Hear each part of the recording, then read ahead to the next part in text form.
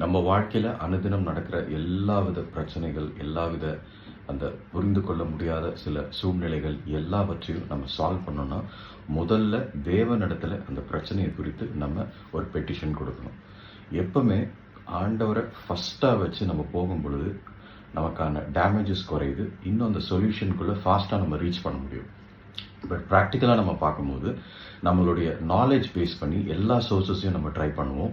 நமக்கு தெரிஞ்ச நபர் மூலமாக, நமக்கு தெரிஞ்ச விஷயங்கள் மூலமாக நம்ம அதை ஃபிக்ஸ் பண்ணலாம் அப்படின்னு சொல்லிட்டு நம்ம எல்லா விதத்துலையும் நம்ம ட்ரை பண்ணுவோம். பட் டேமேஜஸ் அதிகமாகிட்டே இருக்கும். ஒரு ஸ்டேஜில் நிம்மதியை இழந்து எப்படியாவது இதை சால்வ் ஆகுமா அப்படின்னு ஒரு ஃபியர்க்குள்ளே நம்ம போகும் பொழுது தான் எல்லா ஆப்ஷன்ஸும் ஃபெயிலியர் ஆகும்போது கடைசியாக இயேசுவை தேடி வருகிறோம்.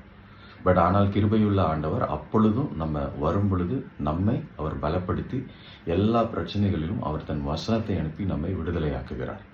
பட் டேமேஜஸ் பார்த்தீங்கன்னா கண்டிப்பாக நடந்திருக்கும். ஸோ அப்போ இந்த ஃபஸ்ட்டு ப்ராப்ளம் அந்த இனிஷியல் ஸ்டேஜஸ்லேயே கம்ப்ளீட்டாக நம்ம இயேசுவின் இடத்துல போய் சரண்டர் ஆகி நமக்கான பிரச்சனைகளை அவர் இடத்துல சொல்லி அதுக்கான விடுதலையை நம்ம டைரெக்டாக பெற்றுக்கொள்றதுல நம்மளுடைய எஃபர்ட் அதிகமாக இருக்கணும். அது வியாதியாக இருக்கலாம், இல்லை எந்த விதமான பிரச்சனையாக இருந்தாலும் ஃபஸ்ட்டு நம்ம ஒரு இடத்துல போகும் பொழுது நம்மளுடைய இந்த செல்ஃப் அண்டர்ஸ்டாண்டிங்கில் நம்ம ரிலே பண்ண மாட்டோம். ஏன்னா நம்மளுடைய செல்ஃப் அண்டர்ஸ்டாண்டிங் எல்லாமே ஃபெயிலியர் மாடல். ஸோ அதில் நம்ம பேஸ் பண்ணி இருக்கும் பொழுது நம்மளுடைய சுகத்தை இழக்கிறோம், நம்மளுடைய ஆசீர்வாதங்களை இழக்கிறோம், நம்மளுடைய சமாதானத்தையும் நம்மளுடைய குடும்பத்தின் சூழ்நிலைகள் எல்லாவற்றையும் நம்ம இழந்து போகிறதுக்கான வாய்ப்புகள் அதிகமாக இருக்குது. அதே மாதிரி நீதிமொழிகள் 3:5-6 வரைக்கும் பார்த்தீங்கன்னா வசனம் தெளிவாக சொல்லுகிறது, உன் சுய புத்தியின் மேல் சாயாமல் உன் முழு இருதயத்தோடும் கர்த்தரில் நம்பிக்கையாயிருந்து. அதுதான் ரொம்ப முக்கியமான விஷயம். முழு இருதயத்தோட, த ஹோல் ஹார்ட்டட்லி அப்படின்னு சொல்லுவோம். அந்த முழு இருதயத்தோட ஆண்டவர் மேலே நம்பிக்கையாக இருந்து அவர் இடத்துல நம்ம ஒப்புவிக்கும் பொழுது அப்போ என்ன ஆகுதுன்னா, நம்ம வழிகளை எல்லாம் அவர் நினைத்துக்கொள், அப்பொழுது அவர் உன் பாதைகளை செவைப்படுத்துவார். அப்போ இதில் முக்கியமாக நம்ம தெரிந்து கொள்ள வேண்டிய விஷயம் என்னென்னா, நம்ம முழு இருதயத்தோடு அவரிடத்துல சரண்டர் ஆகணும். அடுத்து நம்ம என்ன செய்ய வேண்டும் என்பதை அவரிடத்திலிருந்து கேட்டு அதன்படி கீழ்ப்படிந்து நம்ம நடக்கணும். ஸோ முக்கியமான விஷயம், ஃபஸ்ட்டு ஆண்டவரை நம்ம ஃபஸ்ட் ஆப்ஷனாக வச்சு நம்மளுடைய பிரச்சனைகளை அவரிடத்துல சொல்லணும். அடுத்து அவர் நம்மிடத்துல பேசுவார், அவர் வசனம் மூலமாக பேசுவார். அந்த வார்த்தைகளை நம்ம கை கொள்ளும் பொழுது, அதை நம்ம ஒபீடியன்ஸாக நம்மளுடைய லைஃப்பில் ப்ராக்டிக்கலாக பண்ணும் பொழுது அந்த பாதைகளில் இருக்கிற எல்லா தடைகளையும் அவர் உடைத்து போடுவார். அப்போ நம்ம சுய புத்தியை சாராமல், இந்த சுய புத்தியை அதிகமாக சாரும் பொழுது நமக்கு பயங்களும் அதிகமான தொல்லைகளும் கஷ்டங்களும் இன்க்ரீஸ் ஆகிட்டே போகும்.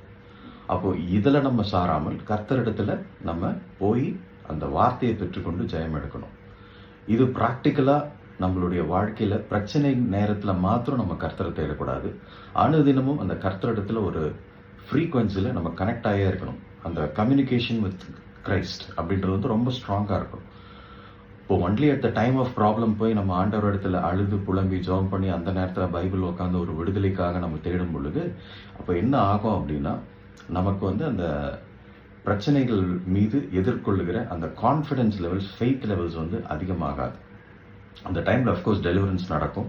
But on a longer run பார்க்கும்போது பார்த்தீங்கன்னா, இந்த திங்கக்கிழமை ஒரு பிரச்சனை முடியுதுன்னா அடுத்த புதன்கிழமை இன்னொரு பிரச்சனை வர்றதுக்கான வாய்ப்புகள் அதிகமாக இருக்குது. ஏன்னா இந்த உலகத்தில் உங்களுக்கு உபத்திரம் உண்டு, திடன் கொள்ளுங்கள் அப்படின்னு சொல்லியிருக்காரு. அப்போ அந்த பிரச்சனைகள் உபத்திரங்கள் வரதான் செய்யும். அதை நம்ம இயேசுவின் நாமத்தில் ஜெயம் எடுக்கணும். அதுதான் முக்கியமான விஷயம். அப்படி ஜெயம் எடுக்கும் பொழுது தான் நம்ம வந்து ஒவ்வொரு காரியத்திலும் நம்ம சுதந்திரவாளியாக மாற முடியும். அப்போது நம்ம பிரச்சனைகள் இல்லாத நேரத்திலும் every day we have to walk with Christ. அந்த கனெக்டிவிட்டி வித் காட் அப்படிங்கிறது ரொம்ப முக்கியமான விஷயம். இது அதிகரிக்க அதிகரிக்க தான் நம்மளுடைய ஃபெய்த் அதிகரிக்கும். இந்த ஃபெய்த் அதிகமாகும் பொழுது நம்ம எல்லா பிரச்சனைகளையும் உடைத்து அதற்கு மத்தியில், பிரச்சனைக்கு மத்தியில் இயேசுவை பார்த்து அந்த ஜெயத்தை நம்ம விசுவாசத்தில் பார்த்து அறிக்கையிட்டு பெற்றுக்கொள்வது தான் இந்த சக்ஸஸ்ஃபுல் விக்டோரியஸ் கிறிஸ்டியன் லைஃப். அப்போ அந்த கனெக்டிவிட்டி வித் கிரைஸ்ட் அப்படின்ட்டு வந்து எப்பெல்லாம் நமக்கு குறையுதோ அப்போது இந்த பிரச்சனைகளை நம்ம மேற்கொள்ள முடியாது. அந்த நேரத்தில் வீல் கெட் சம் பீட்டிங்ஸ். அந்த பிரச்சனைகள் மூலமாக சில டேமேஜஸ் வரதான் செய்யும். அதனால தான் நம்ம அனுதினமும் we have to relate our every move in life according to the advice from the Christ.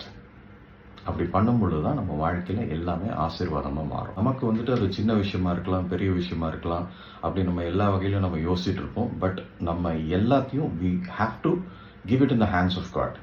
So ஒரு முடிவு எடுக்கிறதுக்கு முன்னாடி நம்மளுடைய சுய சிந்தையை சாராமல் ஆண்டவரத்தில், ஆண்டவரே இந்த மாதிரி ஒரு பிரச்சனை இருக்குது, இந்த மாதிரி நான் ஒரு முடிவு எடுக்க போகிறேன், நீங்கள் என்ன சொல்கிறீங்க, நீங்கள் சொல்லும்படி நான் செய்கிறேன். அது கீழ்ப்படிதலில் நம்ம போகும்போது ஒரு ஃபாதர் சன், ஃபாதர் டாட்டர் ரிலேஷன்ஷிப்குள்ளே போகும்பொழுது ஆண்டவர் நமக்கு சகலத்தையும் நமக்கு வழி நடத்துகிறார்.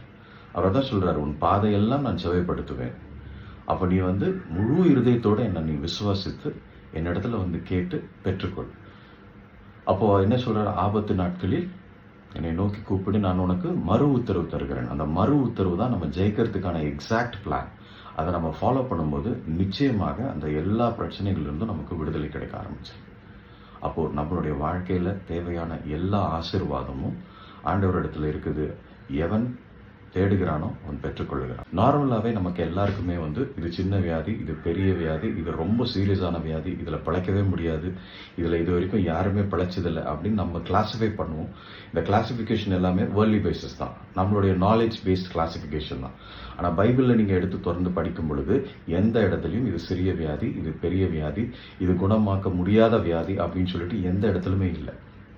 பைபிள் வசனங்கள் எல்லாமே தெளிவாக என்ன சொல்லுதுன்னா, என் நாமத்திலே, இயேசுவின் நாமத்தில் வியாதியஸ்தர்கள் மீது கை வையுங்கள், அப்போது அவர்கள் சுஸ்தமாவார்கள். அப்போ என் தழும்புகளால் நீங்கள் சுகமானீர்கள் அப்படின்னு இயேசு சொல்லுகிறார். அப்போ இந்த இடத்துல இந்த வியாதிக்கு தான், இந்த வியாதிக்கு கிடையாது அப்படின்னு எந்த விதமான கிளாசிஃபிகேஷன்ஸோ டிஃப்ரென்சஸோ கிடையவே கிடையாது. நீங்கள் விசுவாசித்தால் எந்த வியாதியாக இருந்தாலும், எவ்வளோ பிரச்சனையாக, எவ்வளோ சீரியஸ் கண்டிஷனாக இருந்தாலும் அந்த இடத்துல தேவனுடைய மகிமையை நாம் பார்க்க வேண்டும். தேவனுடைய மகிமையை பார்க்கறதுனா அந்த பிரச்சனையில ஜெயம் எடுத்து கர்த்தர் எனக்கு விடுதலை தந்தார் என்று சாட்சி சொல்லுகிற அந்த விஷயம் தான் தேவனுடைய மகிமை. அப்போ நம்மளுடைய வாழ்க்கையில நம்ம அதிகமாக இந்த உலக காரியங்களை குறித்து யோசிக்காம, எனக்கு விடுதலை வேணும், எனக்கு அந்த வியாதியிலிருந்து விடுதலை வேணும், அந்த வியாதி என்னை மேற்கொள்ளாது, நான் இயேசுவின் நாமத்தில் அந்த வியாதியை மேற்கொள்ளுவேன்.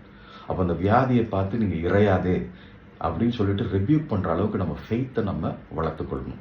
சிம்டம்ஸ் எல்லாம் நம்மளை பயம்படுத்துகிற மாதிரி, நம்மளை கலங்கடிக்கிற மாதிரி இருக்கும். ஒரு சில நேரத்தில் நம்ம என்ன நினைக்கிறோமோ அதே மாதிரி ஒரு சிம்டம்ஸ் வரும். அப்போ இது நமக்கு என்ன அப்படின்னா, நம்மளுடைய சிந்தையை அவன் திசை திருப்ப பார்க்குற அந்த ஈவில் டைமுக்கு நம்ம சப்மிட் பண்ணக்கூடாது. மாறாக இயேசுவின் நாமத்தில் நம்ம சுகத்தை கட்டளையிடணும், இறையாதேன்னு கட்டளையிடணும். இந்த பிரச்சனைகளை பார்த்து இயேசுவின் நாமத்தில் வெளியேறுன்னு நம்ம கமாண்ட் பண்ணணும். அப்படி கமாண்ட் பண்ணும் பொழுது தான் நம்ம அதில் விடுதலை பெற்றுக்கொள்ள முடியும். அப்போ வசனங்கள் எல்லாமே தெளிவாக சொல்லுகிறது, நம்ம இயேசுவின் நாமத்தில் அறிக்கையிட்டு எவ்வளோ பெரிய வியாதி இருந்தாலும் அதன் வேற உடைத்து நம்ம முழுமையான சுகத்தை பெற்றுக்கொள்ளலாம். ஃபார் எக்ஸாம்பிள், கேன்சர் வியாதி இருக்குது அப்படின்னா, இந்த கேன்சர் வியாதி வந்தாவே மரணம் நிகழும் அப்படின்ற ஒரு தாட் எல்லாருக்குமே இருக்குது. அப்போ அந்த மரண பயங்கள் இந்த ஜீவனை நமக்கு சப்ரெஸ் பண்ணுற மாதிரி நம்ம மைண்டில் கேம்ஸ் ஆடிட்டே இருப்போம். அப்போ நம்ம இயேசுவின் நாமத்தில் கேன்சரை காட்டிலும் எனக்குள் இருக்கிற இயேசு பெரியவர் அப்படின்னு நம்ம டிக்ளேர் பண்ணணும். அதுதான் உண்மை. நம்மளுடைய வாழ்க்கை பயணத்தில் நம்ம எங்கெங்கெல்லாம் போகிறோமோ, எதெல்லாம் நம்மளை பயன்படுத்துதோ, ஒரு விஷயம் நல்லா தெரிஞ்சுக்கங்க, ஆண்டவர் அதில் உங்களை பழக்குவிக்கிறார்.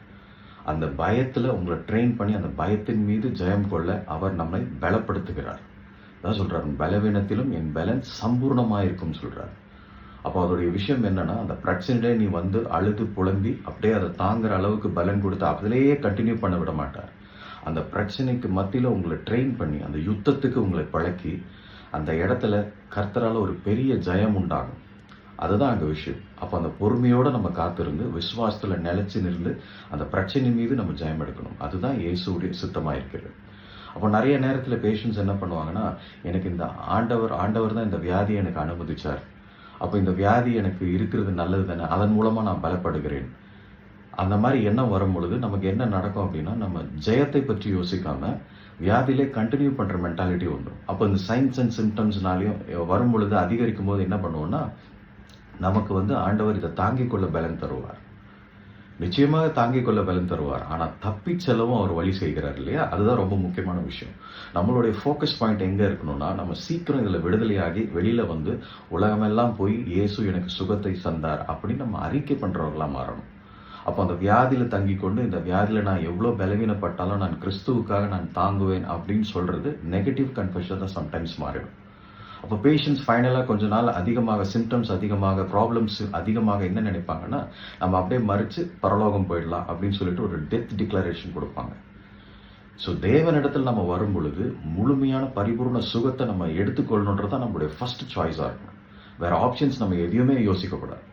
எங்கெல்லாம் உங்களுக்கு மரணத்தை குறித்த அந்த காரியங்கள், இல்லை நம்ம மரித்தரலாம் அப்படின்னு சொல்ற அந்த விஷயங்கள் உங்களை ப்ரோக் பண்ணுதோ, அந்த இடத்துல நீங்க இம்மீடியட்டா பிரேக் பண்ணி இயேசுவின் நாமத்துல ஜீவனை சொல்லி அந்த பிரச்சனையில இம்மீடியட்டா நான் விடுதலை ஆகணும் ஆண்டவரே அப்படின்னு சொல்லிட்டு ஆண்டவரோட கம்யூனிகேட் ஆகும். ஏன்னா பயம் ஆண்டவரிடத்திலிருந்து வருவதில்லை. அப்போ மரண பயமும் பார்த்தீங்கன்னா ஆண்டவரிடத்திலிருந்து வருவதில்லை. அப்போ ஒரு வியாதியில நம்ம அவஸ்தைப்படணும், அந்த வியாதியில சுகமாக்கப்படாமல் அப்படியே தொடரணும் அப்படிங்கிறது இயேசுவுடைய சித்தம் கிடையாது.